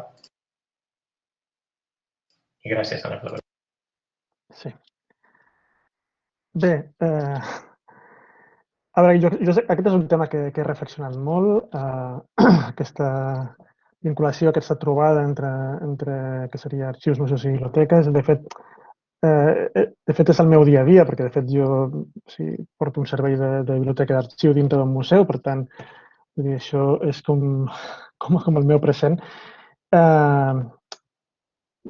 Per això feia la reflexió abans de que la tecnologia no és el problema, de fet la tecnologia és la solució, és a dir, si les persones no ens posem d'acord, doncs ja posarem un agregador, no? O sigui, una mica, resumint-ho així breument, és el que estava comentant al final Eugènia. Jo no soc optimista en aquest camí. Jo crec que hem de confiar en la tecnologia, és a dir, jo crec que hem de ser capaços de travessar la barrera sectorial a l'hora de fer projectes, és a dir, a l'hora de fer projectes en col·laboració, però no crec que hem de tenir ara moltes esperances en massa unificació de res, ni de processos, ni de calaixos, ni res per l'estil. Fins i tot diria que de vegades dintre de la mateixa institució això passa. O sigui, ja no parlo entre institucions diferents, sinó dintre d'una institució que té aquests mateixos serveis o aquestes mateixes funcions, és freqüent que els equips tampoc es coordinin, no? O que acabin treballant o generant llenguatges diferents o coses d'aquest tipus. No? Al final tot s'acaba resolent perquè la tecnologia ens ho permet. I aquesta és la part positiva. Jo ja no em faig més mala sang amb aquest tema. Tenim unes tradicions professionals, unes tradicions descriptives, tenim moltes pedres a les motxilles,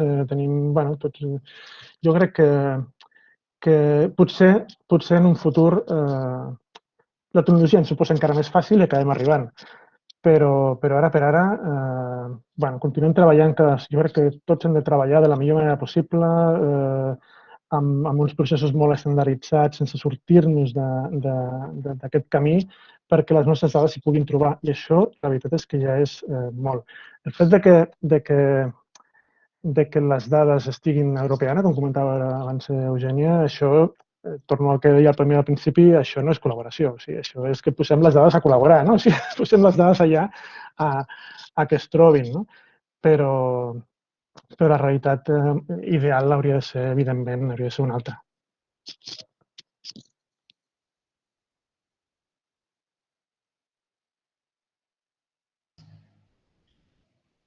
Tenim algun altre comentari o pregunta? Que sigui més positiu per acabar en positiu, si pot ser.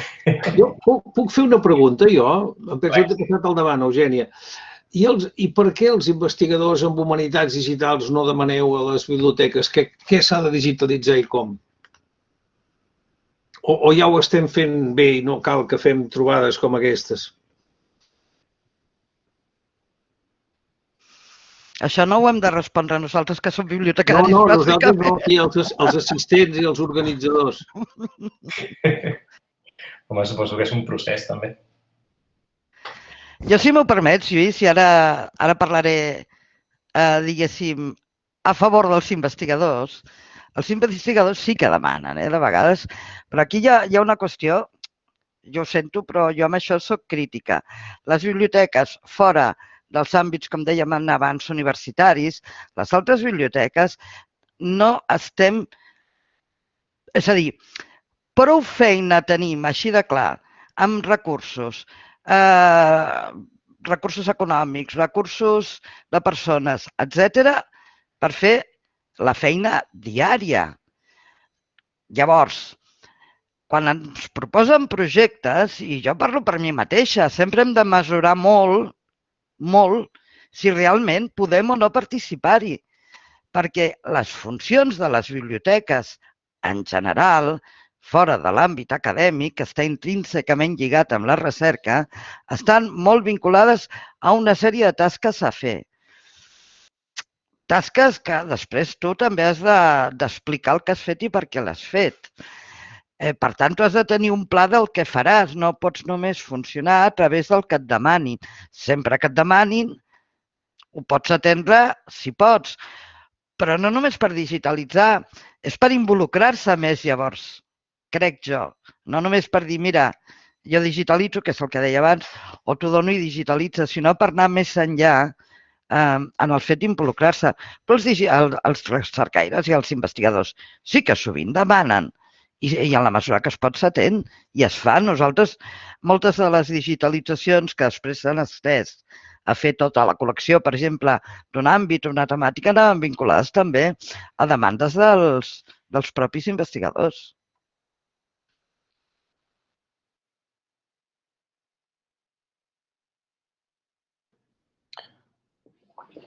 Hola, perdona, no he aixecat la mà, però voldria fer una pregunta per afegir-me al debat. Al principi de la sessió, l'Eugènia Serra parlava d'aquests projectes de crowdsourcing i de participació dels usuaris en la transcripció de documents manuscrits, que és una cosa fonamental, perquè, com bé deies, a través de l'OCR em sembla que encara la cosa està molt verda, no? Us volia preguntar en quin estat està... Entenc que et referies concretament al projecte Transcriu-me, però no sé si n'hi ha d'altres, i volia preguntar-te quin és l'estat d'aquest projecte i si està previst que tingui continuïtat en el futur. És simplement això perquè és un projecte que m'interessa especialment. Moltes gràcies i moltes gràcies a tots els participants perquè han sigut totes les comunicacions molt, molt interessants i crec que s'han complementat molt bé les unes amb les altres. Moltes gràcies. Bé, el projecte Transcriu-me té continuïtat. El que passa que també mirem de triar aquelles col·leccions que siguin factibles de ser transcrites, que no sempre les tenim ni digitalitzades ni són, diguéssim, interessants, perquè no hi ha dubte que si tu passes un Maragall o passes un Guimerà, hi haurà més gent que s'apunti al carro de transcriure que segons el que posis. Llavors, periòdicament anem posant. I no només nosaltres, de fet, divendres es presenta una nova col·lecció, en aquest cas del cartogràfic, que es presenta a la Biblioteca de Catalunya, que s'incorporarà també al Transcriu-me. La biblioteca, per la nostra part, òbviament, continuar, ho farem, i sí que tenim previst aquest any mateix afegir-hi alguna col·lecció més del camp Humanitats. Moltes gràcies. Perfecte, gràcies. Hi havia una pregunta de la Neus Vilaplana, Feliç? Sí, no sé si se'm sent. Bé, jo el que volia comentar una mica és això. Estic d'acord amb el Lluís.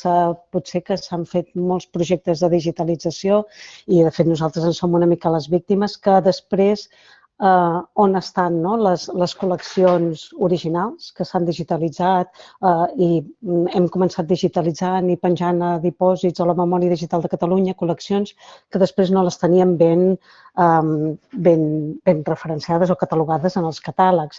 Llavors, jo penso que aquí, al final, no sé, la conclusió que he arribat jo és que tot comença i acaba en el catàleg. O sigui, pot fer el seu circuit de digitalització, de transcripció, però finalment el catàleg, aquest nou catàleg fantàstic que tindrem, les noves normes de catalogació de les RDA que donen una possibilitat de vincular col·leccions, de relacionar-ho amb coses que estan vinculades en aquestes col·leccions, dona una possibilitat, una solidesa de les dades que em sembla que s'ha de posar en valor i que s'ha de potenciar, i que des de les biblioteques, aquí, fent aquesta tria de les col·leccions que hem de curar, hem de mirar quines són aquestes les més amagades, potser les més pròpies, les més úniques, i a partir d'aquí és on podem realment arribar a un coneixement i una expertesa d'aquestes col·leccions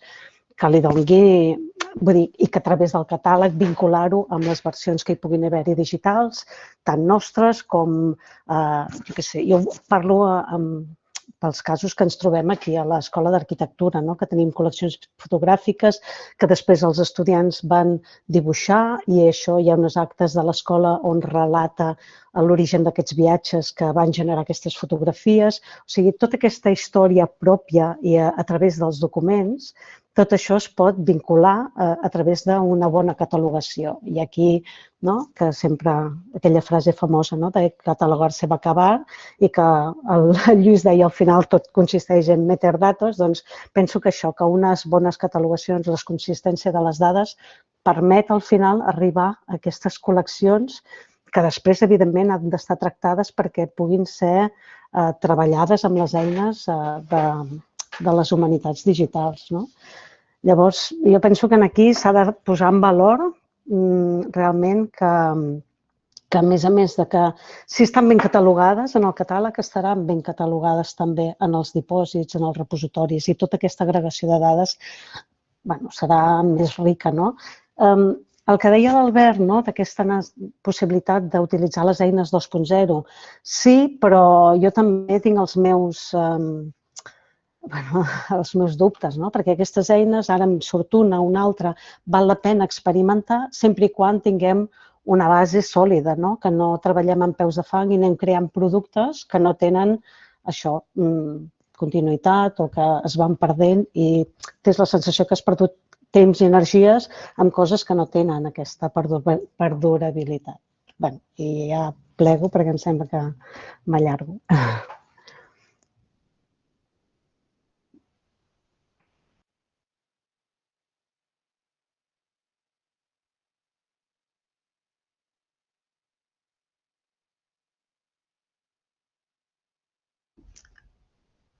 Bé, no sé si... Com que ningú diu res, vull també comentar que amb el tema dels arxius, que la Biblioteca de Catalunya també és un exemple de com es poden tractar les col·leccions d'arxius de manera que una catalogació d'un fons o d'una col·lecció també sigui recuperable a través del catàleg i es pugui vincular a les col·leccions que hi ha digitalitzades i que això és molt necessari fer-ho, que no sé de quina manera es pot agregar aquestes informacions que estan en els arxius, perquè realment sí que és dificultós poder accedir o arribar a les col·leccions allà on es trobin. Tant de bo aquest agregador sigui l'eina màgica que ho permeti, però realment també el catàleg a mi em sembla que és la solució per la catalogació o per, com a mínim, donar a conèixer totes aquestes col·leccions que estan molt disperses. Gràcies. Em sembla que l'Albert havia aixecat la mà, però s'ha caigut la connexió un moment, no?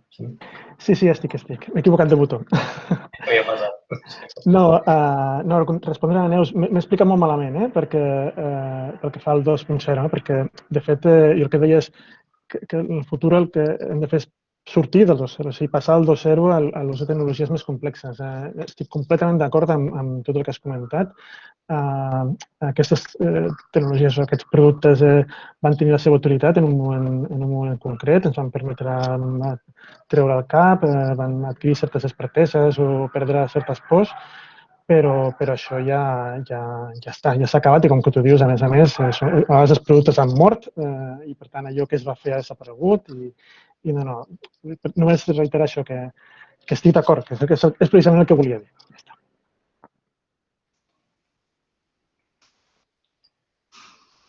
Eugènia? Sí, més que res per una mica d'al·lusions. A veure, a la Biblioteca de Catalunya concretament sempre hem cregut que tot ha d'estar enllaçat amb tot. És a dir, tot allò que tens al catàleg ha d'estar enllaçat amb el repositori, amb qualsevol repositori, i a tot arreu s'ha d'arribar des de tot arreu.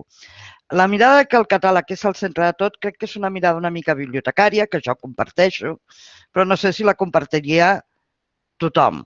Tot i que és cert que avui en dia és la manera d'arribar-hi.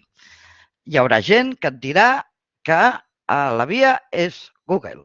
Això és així, perquè molta gent va per altres vies i per altres cercadors, i quan dic Google vull dir el que sigui. Però, en tot cas, cert és que si els catàlegs estan indexats també a Google, també és una manera d'arribar-hi. Per tant, que les dades les hem de posar segur. Que potser el que no serà igual, el que segur que no serà igual d'aquí 10 anys serà la manera en què les ensenyarem ni les tractarem. Jo per això que la gent aprengui tecnologia em sembla molt bé, però la tecnologia al cap de 2 anys ha canviat, perquè portem canviant de tecnologia. Per tant, el que hem d'aprendre és a ser molt adaptables i estar contínuament en formació, perquè si no, vull dir que perdrem el pas de la societat. Per tant, només això, vull dir que en el context actual sí a tot el que deies. Ara, el problema és que no sabem què passarà d'aquí 5 anys.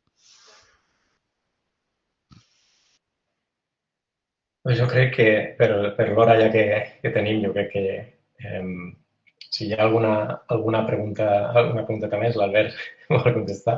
Sí? Sí, no voldria acabar sense parlar del meu llibre. No, sí que crec que és trist parlar del que hem parlat avui i no mencionar les biblioteques especialitzades, de les quals el meu centre, per exemple, en forma part. A Catalunya estem parlant de més de 300 biblioteques. Quan abans parlava en Lluís Anglada de les col·leccions amagades, o més amagades que les col·leccions amagades de les biblioteques especialitzades, jo crec que no hi ha res.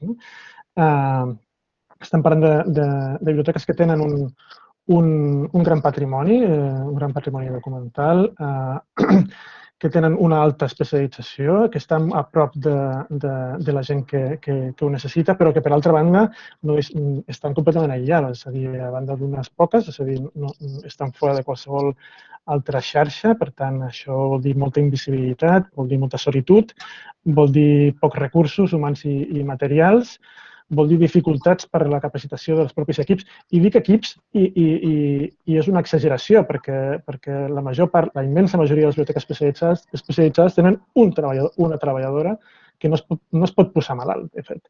I, per tant, jo crec que aquí tenim una feina i aquí jo crec que algú ha d'agafar aquesta història.